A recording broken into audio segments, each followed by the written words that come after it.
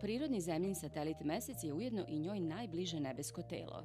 Intenzitet gravitacione sile kojom Mesec privlači Zemlju je manji od intenziteta sile kojom Zemlja privlači Mesec, veći od intenziteta sile kojom Zemlja privlači Mesec, istog intenziteta kao i sila kojom Zemlja privlači Mesec, zanemarljivog intenziteta.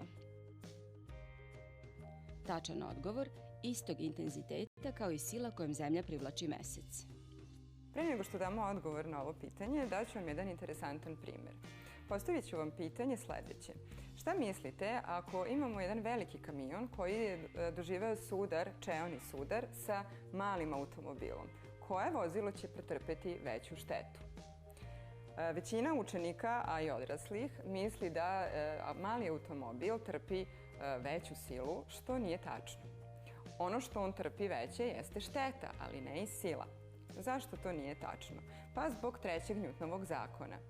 Zakona koji kaže da sila akcije uvek jednaka sili reakcije, samo je suprotnog smera. Znači ima isti intenzitet. Znači ako dođe do sudara velikog kamiona i malog automobila, oni će međusobno delovati jedno na drugo identičnim intenzitetom sile, ali će pretrpeti različitu štetu zbog toga što je kamion jače vozilo, a auto slabije vozilo.